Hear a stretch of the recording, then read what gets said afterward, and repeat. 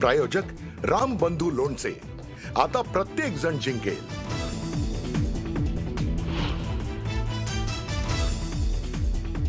उद्या बारामतीला जाऊन सुनेत्रा पवारांची भेट घेणार। उपमुख्यमंत्री पद विलीनीकरणावर परिवाराशी चर्चा करू। मुख्यमंत्र्यांच्या भेटीनंतर सुनील तटकरेंची माहिती।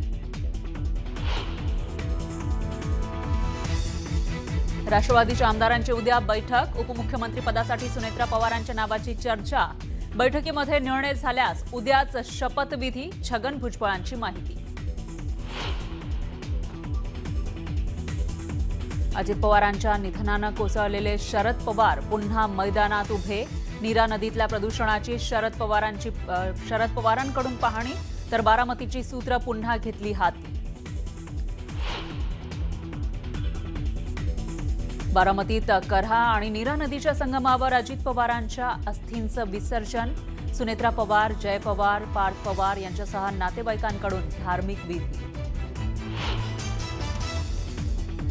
अजित पवारांना अखेरची सलामी देताना पोलिसांकडून मिसफायर। गृहमंत्री अमित शहांसह अनेक मोठे नेते होते समोर। सलामीसाठी वापरण्यात येणारे राऊंड डमी, पोलिसांकडून स्पष्टीकरण। ठाणे, कल्याण, डोंबिवली, उल्हासनगरमध्ये शिवसेनेचा महापौर बसणार, तर तिन्ही महापालिकेमध्ये भाजपचा उपमहापौर होणार। पुणे पालिकेत भाजपच्या गटनेतेपदी गणेश बीडकरांची निवड।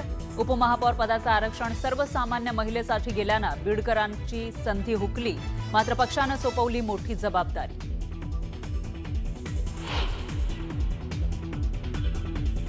अकोल्याच्या महापौरपदी शारदा खेडकर, भाजप प्रणित शहर सुधार आघाडीच्या खेडकरांनी केला होता ठाकरेंच्या शिवसेनेच्या उमेदवाराचा पराभव।